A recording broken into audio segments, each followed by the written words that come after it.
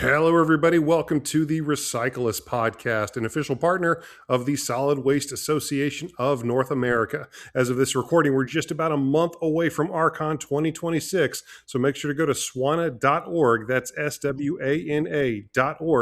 and register now. Of course, I'm your host, Eric Provost, and today I'm being joined by a wonderful guest. Please help me welcome to Recyclist right now, the Executive Director of the Mid-America Clean Future Alliance, Ms. Jenny Wendt. Thank you so much for joining me today. Thank you so much for having me. I'm really excited to have you on. You yourself, you're going to be at RCON. I'll be seeing you in person here in just a few weeks, and we'll get into that a little bit later. But for those who might not be familiar with you and your organization, again, the Mid-American Clean Future Alliance, could you kind of introduce yourselves and tell us what you're all about? Yes. So I've been doing this a long time, environmental work, that is, since I graduated from college with my degree in chemistry to work in environmental labs and, focused a lot on pollution, testing of pollution and different materials, and then worked in several different jobs to get up to this point where I have my own organization. But the intention of Mid-America Clean Future Alliance is to bring information to Middle America within the rhetoric, kind of meet people where they are. I've worked a lot along the coasts and even in different countries. And there's some things about environmentalists, the way we talk to each other and about environmentalism, that I felt like really didn't resonate with regular folks. And so I really wanted to make that happen. And also to be, we really focus on being genuine and honest and upfront. Sometimes there's things I say that people might not like, but they know I'm being honest. And so that's really a big part of who we are. And I kind of spoke about this a little off camera, but I'm interested just the focus on Mid America, the focus on kind of the heartland of this country. What was the idea to make sure to zero in on that demographic with this alliance?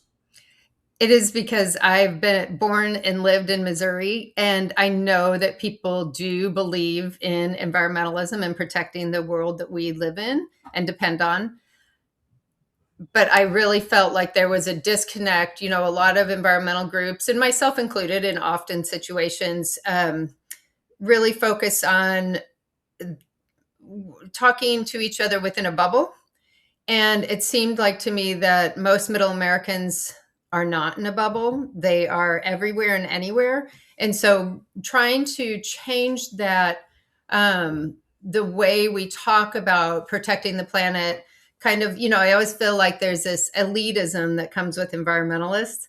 And I'm trying to make that not be the case, because all the little things do help. And it's not something that we have to do everything right all the time. It's more that all the little things help, and really trying to learn what people here, what is important to people here, not what's important to people in California or New York or Maine, but what's important to people here. It's typically the same thing. It just has to be approached a different way. Approached a different way. How do you mean by that? Like I said before about that elitism, not assuming that everybody knows exactly what to do, and that they, I don't want anybody to feel like I'm looking down on them because I've been doing this a long time and they're fresh learning this stuff. And a lot of times that it's not just the rhetoric, it's also the technical talk that comes along with talking even about recycling. It's just recycling, right? Everybody knows recycling. But then whenever people start asking questions, sometimes it can get a little bit deep in the weeds. And really it's that we need to kind of raise it up. The jargon can get a little nuts these days. Yes. The jargon is pretty crazy. So, and really just kind of having fun with it. I mean, Mid-America Clean Future, we're really focused on having fun, doing good work and having fun. I mean, and that's something I think that's missing, because there's so much Debbie Downerism in environmentalism. And we want to try to make that, as fun as we can and make people interested. So I don't want anybody to walk away thinking, well, there's nothing I can do. Why even try? So that's kind of where we are. And I can Yes, I can talk more about that, how we reach people in a bit. Well, speaking of reaching people, speaking of having fun, you said something that I really enjoyed. Obviously, we're really excited to go to RCON next month, but you said you'd be just as happy setting up at a monster truck rally as you would That's going to an industry event, and I thought that was a wonderfully evocative image. But what do you find so special about like that level of outreach? it's not preaching to the choir, and it's meeting new people. After so many years, when you're doing different presentations and you're going out to talk to different people and you're going to specific events, it's all the same people, and it's all the same mindset. I like learning things from different people, even if I don't agree with them. And so to me, going there, it's also really appreciated too, from like the bull float trip that I talked about as well. Like it's there's this mindset of environmentalists that no, well, I'm not going to go there because they don't care. But it's not true at all. People do care, but nobody goes there to set up. And also, like I said, you make it fun. You don't make it like, oh my gosh, look, the world is going to die and we're all going to die. Everything's terrible. It's like, okay, well, these are little things that we all can do. And it just seems to resonate with people. I've had a lot of people outside the bubble really appreciate and be very thankful that we're sharing information about how they too can protect the environment that they don't hear because we're always talking in our same bubble. And kind of on that same topic of having fun, another thing that I found out about recently was this wonderful little radio station promotion that you guys have going on, and I would be remiss if I didn't bring it up. And do you happen to have the shirt with you? I do. So we sponsor the Bowl Country Music Float Trip, 93.7 The Bowl. Work with iHeartRadio, and the focus there is to recycle aluminum cans because, as you can imagine, 5,000 people camping and going to country music concerts and floating on the river, there's a lot of cans. And so that is our number one focus. That is all we focus on. And these are our shirts. I don't know if you can see it. Um, I'll tell you, last year we went there and I had people telling me, oh, that's crazy that you're doing the bull float trip. And I got so many accolades and so much interest, and people of all different shapes, sizes, and looks coming and saying, what can I do? Oh, I'm so glad you're here recycling aluminum cans. And, the big thing about aluminum is that so it saves 95% the amount of water and energy than making a can out of virgin material. So it's a very recyclable material and it has more value. So, last year we collected 30,000 cans and we had a great time. I mean, I'll tell you that I brought 6 volunteers and they had a blast, and they are coming again this year. So we're really looking forward to it. It's next weekend, so it'll be fun. Cool. Can we see that shirt one more time for those listening to the audio version of the podcast? It is this.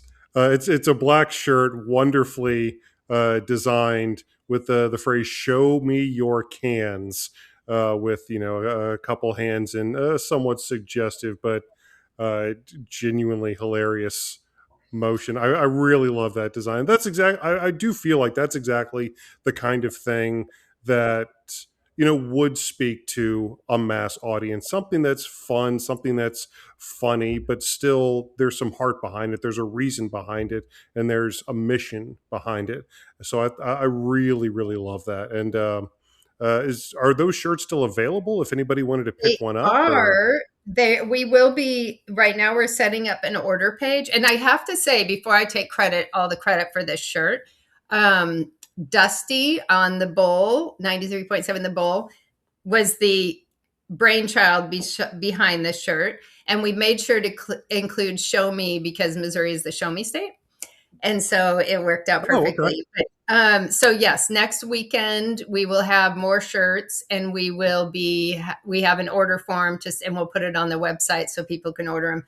And I'll tell you, every time I show that shirt, I can always tell that it's a good one because there are certain people that we're not trying to reach because they already know all about the environmentalism, that look at it and might be like offended.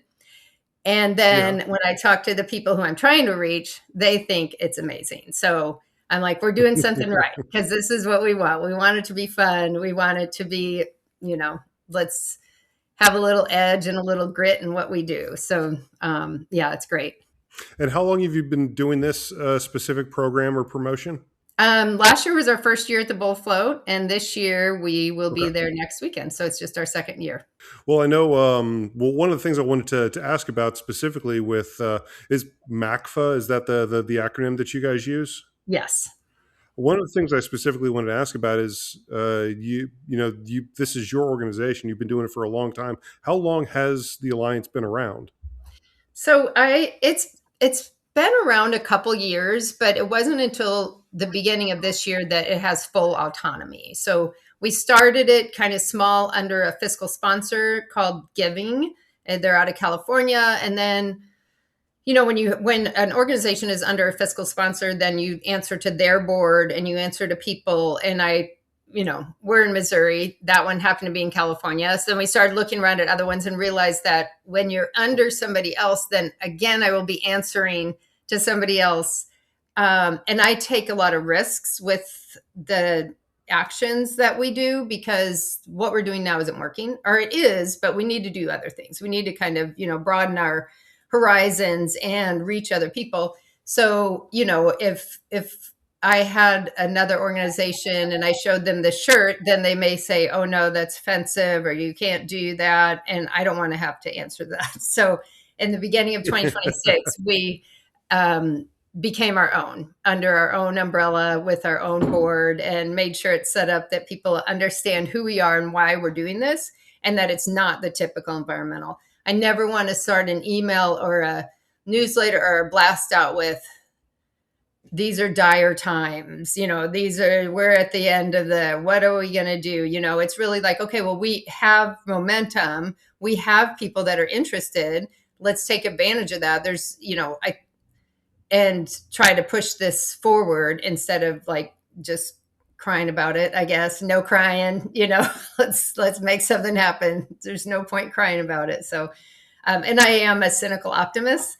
That's what I decided, because it's kind of like that in Dumb and Dumber, that so you're telling me there's a chance. I always feel like that whenever people are like, my that'll father never my work. father loves to use that line. Oh, I use it all the time. It's people like, that'll never work. Yeah, I don't think that'll work. So you're telling me there's a chance. And so, things are working. Like the Bull Float, that was one that, and then some recycling programs are working on down south, and working in the city of Baton Rouge. I mean, I feel like everything that I've come up with, there's been somebody, at least one person, that's like, that'll never work. And that's when I say it. So you're telling me there's a chance, and it works. Well, I was surprised to see just how many different programs and kind of things that you guys have your hands in, and there's a lot of kind of waterway cleanup programs, rivers, lakes, even oceans. You don't just you're the Mid America Clean Future Alliance, but you don't just relegate yourself to the Mid America. You actually have an ocean cleanup program that you're also a part of. How did the waterway cleanup become kind of a focus and a focal point for you guys? When I first started, when I first started working in plastics, I worked for an Mhm. organization called MRCTI. It's an association of mayors, and we partnered with the United Nations Environment Program about ocean plastics. And at that time, that's what people were talking about. People weren't talking about what's going on here. But in the meantime, you have to know that the Mississippi River drains 40% of the continental US. I can't remember, like 20 states. If you drop a plastic beverage bottle in Montana, there's a chance it's going to make it to the Mississippi River, to the Gulf, and to the ocean. So because That's we're so crazy. connected, whether it's a storm drain, a creek, doesn't matter. I mean, it may not look like a plastic bottle once it gets there. It probably won't. It'll be microplastics and down on the bottom and all this stuff, but it does, that's how water works. So it just seems like water is because it's so transboundary, And it's one thing if you dig a hole and put something in it, but it's another thing if it ends up in those storm drains and tributaries. And I also have, my background. I worked for MSD, our sewer district here in Missouri, in the St. Louis area, and worked for environmental compliance. So did a lot of water work there too. So but it really started because ocean plastics were the key. And now we're starting to really focus on, okay, it's not just ocean plastics, it's also personal health.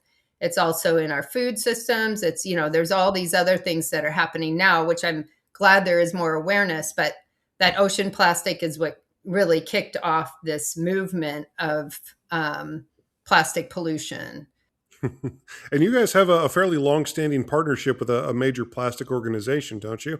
Yes. So one of our funders, our partner is Niagara Cares. It's a water bottle. They make single use water bottles. Not my favorite thing. I don't think that, a lot of people, especially where I live in St. Louis, we have really great drinking water. A lot of people turn to that for convenience, and it's just not it's not necessary in a lot of places. However, there are areas in the country that do not have clean drinking water, and so I understand the use. But really, when we did the Mississippi River Plastic Pollution Initiative, we found that the beverage bottle was one of the top 3 items always found in the environment. We collected 150,000 data points in 10 different cities, and that beverage bottle was always the top 3, except in Iowa. And Iowa has a bottle deposit bill. And so there's more incentive to get it back into recovery instead of in the environment.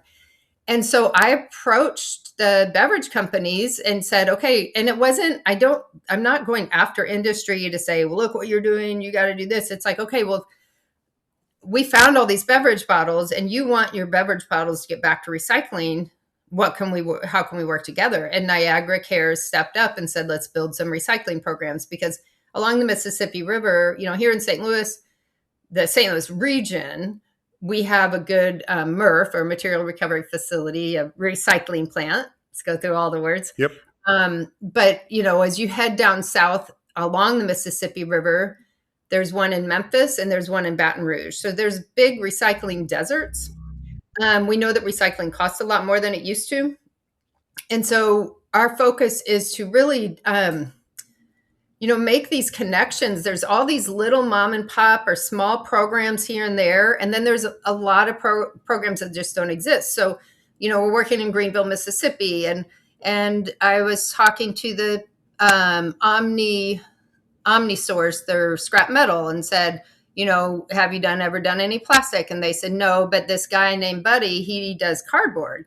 So we're like, okay, well, where's Buddy? So then we started talking to Buddy, and Buddy's like, well, you know what? There's this place in Greenwood, Mississippi, pretty close, that has a baler and they take plastic. So then, and then we start talking to this guy, and same thing with Blytheville. It's like there's all these little things that nobody's really talking, because people don't have the resources to do that. It's not that they don't want to, it's just that, they have other things to focus on in municipalities. So it's just like connecting those dots and making it as economical as possible for these communities, because a lot of the communities down south don't have much money, and they certainly don't have money for a full-blown curbside recycling program. So,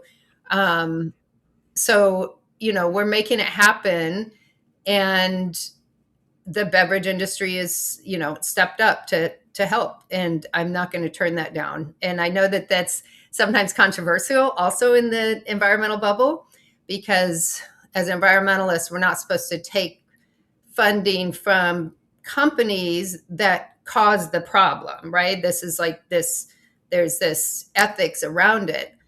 But as we'll probably talk about, extended producer responsibility, where the producer does need to take Exactly. some Yeah. responsibility.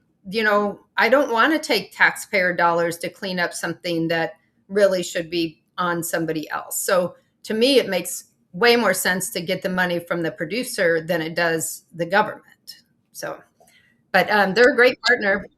Yeah, that leads perfectly into what you are going to be talking about at RCON, which is circular solutions and extended producer responsibility. So, I mean, yes, you're working with some of the companies that are manufacturing some of these things that are becoming microplastics and winding up in the environment. but you are also a massive advocate for, again, a circular economy and trying to make sure that those manufacturers and those producers are taking more responsibility on the back end and, helping fix some of those problems that their products wind up becoming. So what can we expect, from, give us a little preview, if you would, of what we can expect from your RCON appearance this year? Okay, I have a couple events. One is September 28th. It's the pre-SWANA event, and it's with the National Recycling Coalition and Race to Zero Waste, where we're having a circularity forum. And it's really focused more on the St. Louis area in the morning, but later in the afternoon, we broaden it out more to the region and then nationally about policy. And then I'm on a panel with Dr. Jenna Jambeck talking about a program we're working on called Sphere City. And that is really, we're going into cities and working with them to learn what products they're selling, what products people are buying, what is their waste management system, what do they pay for different services, and really try to connect that whole circle of the beginning of life to the end. But the policy that I believe makes the most sense, and so do most people in our in this world, on my little world of policy in material management, is extended producer responsibility. And you said what it was. It's basically sharing that burden of that product and that material, for not just when it goes off the shelf, but then when somebody buys it, and that waste management. And really, there was something called the National Sword, which I'm sure you are aware of, but people may not be, that, before, I think it was 2018, 2019, prior to that, China was taking a lot of our materials. It was an economical system for municipalities. We could have recycling programs and offset landfill cost. It was fantastic. China stopped, and that flipped. And so now municipalities, I worked in a municipality for 11 years through that time, and saw that it just was such a burden. That recycling program was such a burden. And then people are asking, why isn't the city recycling? Well, it cost a lot of money to recycle. And that's really when EPR, then people were like, I think producers, especially because they're making products that they say are recyclable, but if people can afford to recycle them, then they're going to the landfill. So that's really, I feel like EPR went on the fast track there. It had already happened. And I do want to note that in 1991, at that time, I was a lot younger, and I went to the 7-Eleven to get a Coke, and I got a plastic beverage bottle instead of a can, because that's what they had, right? That was kind of the time, the 80s and early 90s. That's when it just shot out, single-use plastic, everything Yeah. in single-use plastic. So yeah, just signs of the times. Like, what's this ozone layer Right, thing that you're talking about? exactly. And so, but in 1991, Germany said, wait a minute, I see what's happening here. And they implemented extended producer responsibility on packaging in 1991. Here we are in 2026. We're trying to get anybody to listen to us about it, because even though it is an environmental policy, in my mind, it is purely economics. I mean, it is, why would we not have the producer pay for the end of its life? Because right now we're all paying for it. And then I hear people say, well, that means they're going to put the burden on the consumer. But the burden is 100% on the consumer right now. They do not have any responsibility for that product at the end of its life. So if we are able to have them pay for that, then it will spur innovation. And because they're not going to want to pay the high dollar if you have mixed materials and that kind of thing. So it's just a great policy that really is very bipartisan. It's purely economics. I work with a lot of businesses in this global businesses. Wait, what is it called? I can't remember. Business for a Global Plastic Treaty. And it's Coke, Pepsi, Nestle, all of these people. And they're really pushing that extended producer responsibility, because they see the writing on the wall. They know they need to do something about it. And that's a way for them to continue making product, making more money than paying for recycling. And so that's one, that's a really important piece of that extended producer of policy in general, that people need to understand that it's an economic policy that makes sense for everybody. Yeah, I know I had a conversation last year at RCON with Heidi Sanborn specifically about extended producer responsibility. If you're listening to this episode of Recyclist, you can also check that episode out. That was a fantastic discussion. But one of the big things she was talking about is, obviously not just waiting for these companies to realize that doing the right thing is good enough. You have to, you know, from their bottom line perspective, you have to get them to feel like they're being incentivized. You have to get them to really see that economic value, because in many cases companies are only going to they're only going to do what they feel they legally have to when it comes to anything that they deem environmental in nature. So getting them to see that economic benefit is, a huge aspect of advocacy for EPRs, for extended producer responsibility. So that was, kind of one of the big takeaways from that discussion that I had with her. Not just trying to do the right thing for the right thing's sake, for the sake of the environment, but using that as an opportunity to boost the economic capabilities of recycling, and to be able to, like you said, it costs what you say, 95% more energy and materials to create a new can versus a recycled one. Like, Yes. those are the numbers that these companies need to see. And once we can do that, I think it's just going to be a win-win down the line. So I know that from an EPR standpoint, that's probably a big part of what you have to wind up doing out there. Yes, it is. And, one thing when talking to the businesses, they want a level playing field. They're not, I mean, Coke is not going to do something if Pepsi's not doing it, and Yeah. um, they're just not, because they have to be competitive, right? And so do the same thing. And so with this business coalition for a global plastics treaty that we're part of, that's what the businesses are saying. We want a level playing field. We want policy. They want global policy, that so that when they coax and makes their product, it's the same for everybody across the world. It's a lot easier for them to have one policy and they all follow it, and there's no questions asked, as opposed to right now, if somebody, luckily Niagara stepped up and gave us a little bit of funding, but it's a one-time deal, as opposed to this, continue perpetually taking care of the product you create. And I always think about it like, our kids are little and we're like, clean up the mess you make, clean up the mess. What do you think? Why are you, this is what we teach everybody. But then when it comes to buying products, it's like, it's back on the taxpayer and the consumer. It's a taxpayer and the consumer's problem. And I'm not going to say that the consumer is complicit. Is that the word? Well, I guess what I'm saying is, there's been this trend from the Keep America Beautiful days with the crying Indian, that the Yeah. consumer is the problem, right? And so then there's this swing of the pendulum that's like, well, it's not the consumer's problem, it is the industry's problem. They're the ones creating the problem and all this stuff. But it's both. And if people can understand that it's both, I mean, I've heard so many people say, why should I reduce my plastic consumption when I go to the store and everything's plastic? Well, you're the one buying it. I mean, consumers are buying it. I mean, I have that with plastic bags is the big one for me, because this is the one thing besides plastic, single-use plastic water bottles, when we have clean water, that consumers don't need. We do not need a plastic bag to get our groceries from a store to our home. We don't.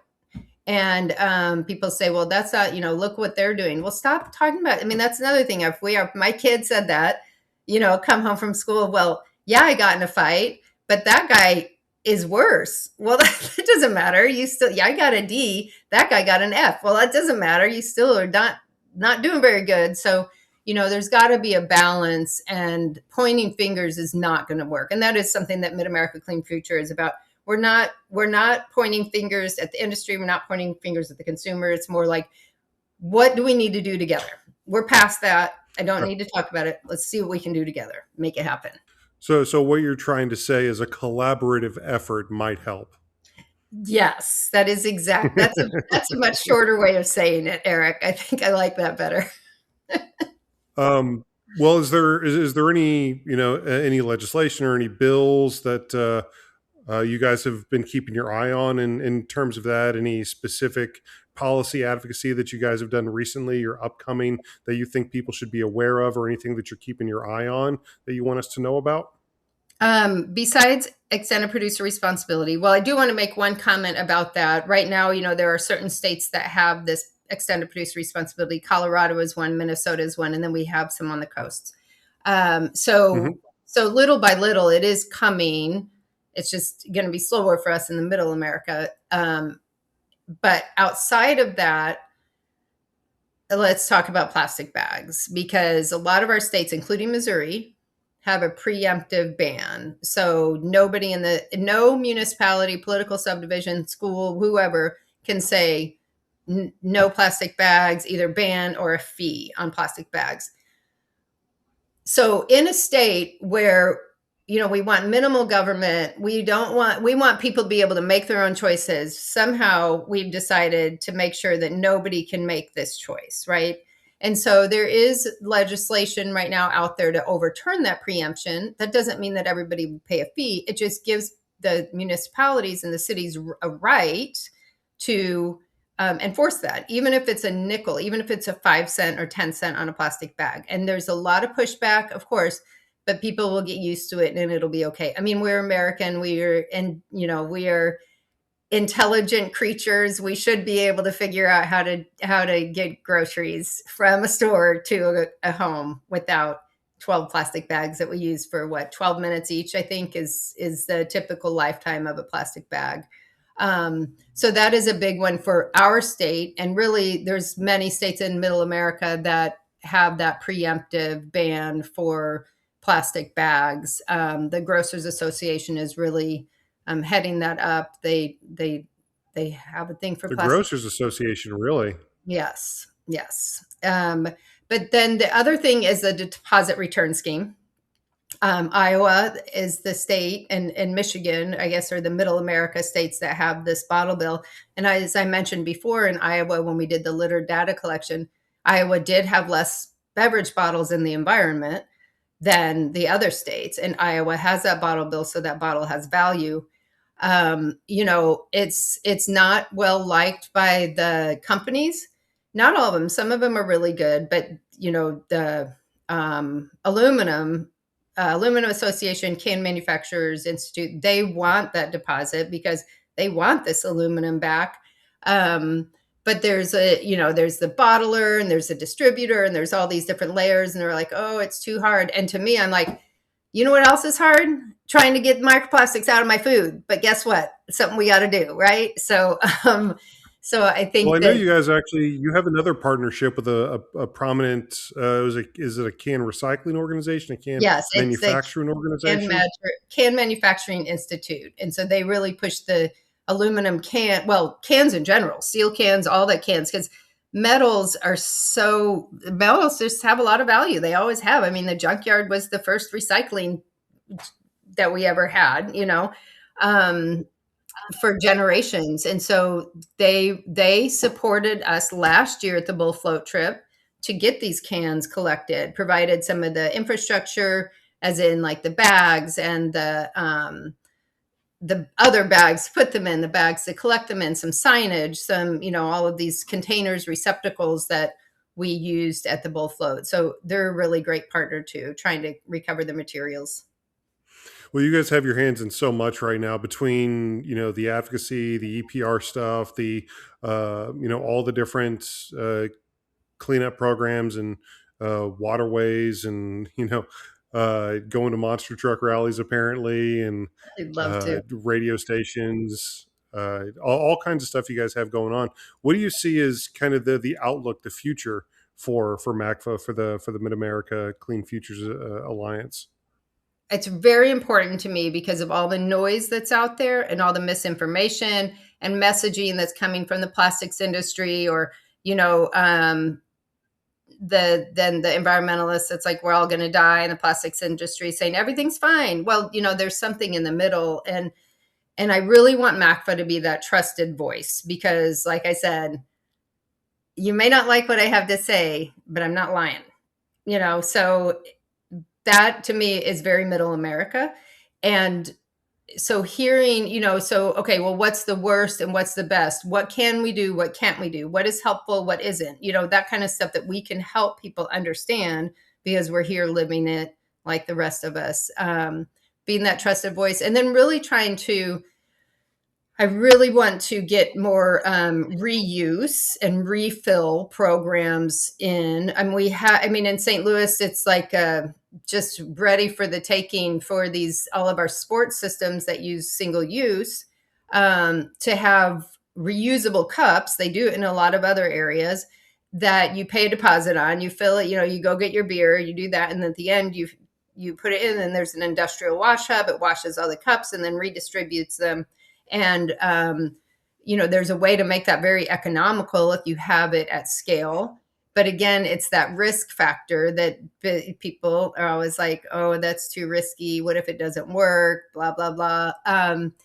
And so that's a big piece. And, not just at those sports stadiums, but also in schools. I think the low hanging fruit for reuse is in closed loop systems like schools.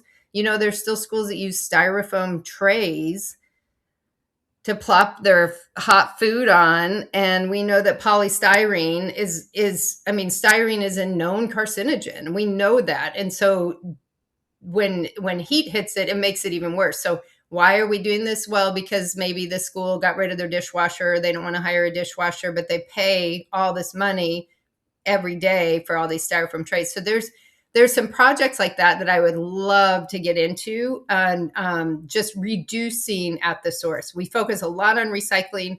That's what producers want to see. I love it.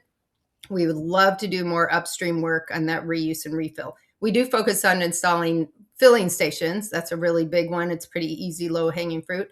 But getting that reuse in would be a dream.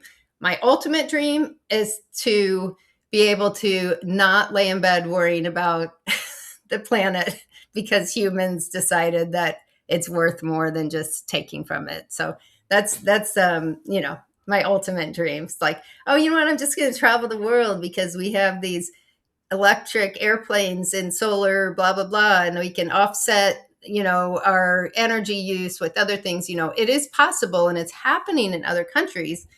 And we're just a little slow right now in our country. We are in a lull. So hopefully we'll pick back up as one of these days soon. Well, for anybody who wants to check out MACFA, see everything that you guys have going on, where can you point people? Where should people be looking? Yes, MidAmericaCleanFutureAlliance.org is our website. And that has most information. You can also follow us on Facebook, Instagram, LinkedIn. I think we have a YouTube page now that my wonderful operations and program manager, Tiara Loomis, put together. So we are, there's a lot of different ways you can find us. And you can always look my name up, Jenny Wendt, and you can probably find it that way too. Are the shirts available on the website, or how can No, people but get their hands on those? we have somebody working on that as we speak because we want to roll it out next week when we go to the bull float again for the Show Me Your Cans. It's great. Wonderful. It's great. Yeah. It's going to be a blast. It is such a blast. When I said I was going, people were like, oh my gosh, you're going to the bull float.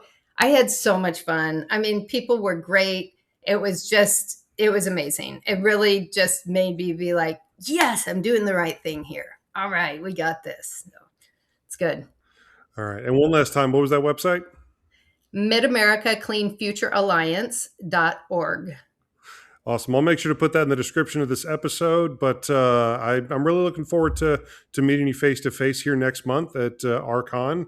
And if anybody listening to this still hasn't signed up yet, you can sign up not just for RCON, but you can sign up to be a part of one of Jenny's seminars, be a part of one of Jenny's events. NRC, National Recycling Coalition, has the information for the September 28th event as well. I just wanted to give a plug for them. Wonderful. Well, thank you so much for joining us today, Jenny. I really appreciate it. Once again, that's Mid-America or Mid-American? Mid-America. MidAmericaCleanFutureAlliance.org. wastewater.org. Make sure to go ahead and check them out. It's everything they have going on. Clearly, there's not too much they have going on, given the fact that we've talked about this for over 40 minutes already somehow. But it's a lot of really, really cool stuff that they have going on. Make sure to stop and say hi to Ginny when you see her at RCON next month.